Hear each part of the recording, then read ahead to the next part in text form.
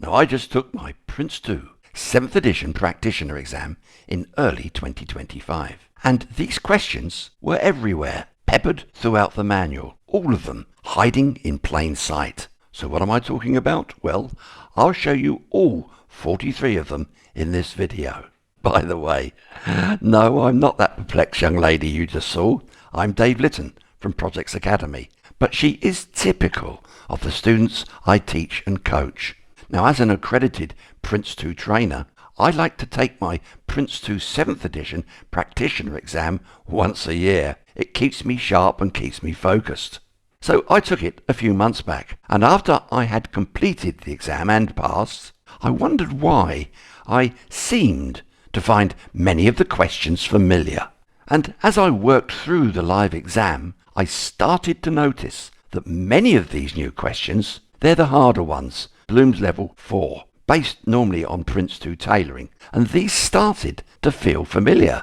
But why? Because this is the first time I'd taken this exam. To remind you, Bloom's Level 4 is all about analysing, and at that level, candidates, even like myself, will require deeper thinking and problem-solving skills. And frankly, it was only after the exam it dawned on me. You see, I had seen many of these questions based on the scenario examples peppered throughout the official guide. And looking back, I could see I should have spent more time absorbing these small scenarios, and therefore I recommend you do too. Who says you can't teach an old dog new tricks? For Dave, it was a lesson learned. Now, the 4 examples of question scenarios that may be used in the live practitioner exam can be found in the official guide or manual from pages 12 to 17. These 4 full scenario examples are called Data Knowledge, Louistown City Council, Findef, and Now by You. And your live exam will be based on one of the 4 sample scenarios given in the official PRINCE2 7th edition exam guide. So, after the exam, I worked through my manual and read those small and short tailoring scenarios again. And here I've given an example of one. You'll spot them easily because of their rounded cornered teal border with the word scenario : and depending which chapter you are in the book, they'll be relevant to that particular section of the PRINCE2 method that you're studying. And I'd like to give you a tip. So when I first got involved with the new PRINCE2 7th edition, I made myself familiar with the whole of the manual, of course. And I would read these through and nod my head at them, and they all made sense to me. But in my opinion, I should have put more effort in reading and understanding them. So here's a tip for you. You need to understand each scenario in terms of what the context, what the objective was, the actions they are to take, and the outcomes. Let me just translate that roughly for this example here. Let's read it together. It's obviously about high-level requirements, whether each one is desirable, viable, but not achievable. Let's read this. Upon review of the outputs of Stage 2 in the campaign project Now by You, which included the campaign's high-level requirements gathering and options analysis, and in preparation for Stage 3, there's the context. The project manager met with the project board. This was to examine the project business case as more information is now available. That's the objective. The group concluded that the approach outlined can be delivered on time and is affordable. However, the quality of the communication vehicles proposed is deemed unlikely to reach the intended audience. That's the actions, if you will. And finally, the outcome.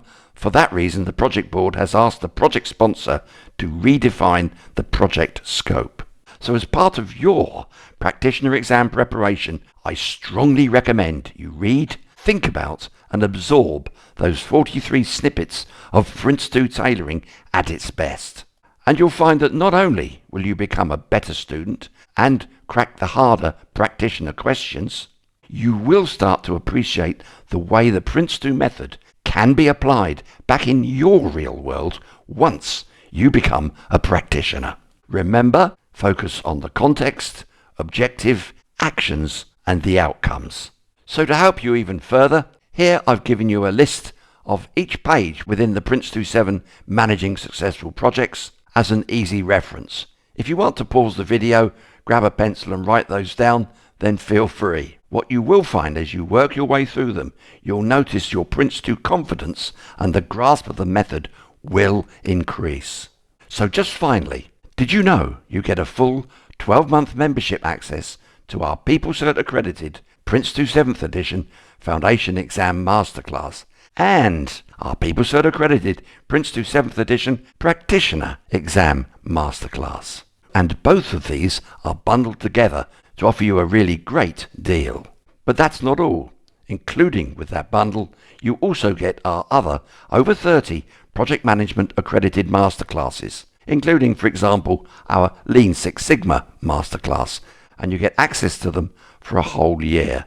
But here's the real kicker, plus 7 days a week. I'm not suggesting every day, but I'll be available to give you online support via Microsoft Teams, and all of this for only €299 per year. Compare that, if you will, with other accredited training organisations charging several thousand. All you need to do is hop on over to www.projex.com/join to find out more.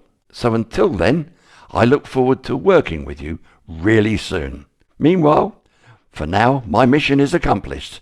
I'll stand by in my blister pack and await further instructions. So from me, Dave Litton at Projex Academy, I hope you found this video of great value to help you prepare fully, along with our masterclasses, of course, for your PRINCE2 live exam.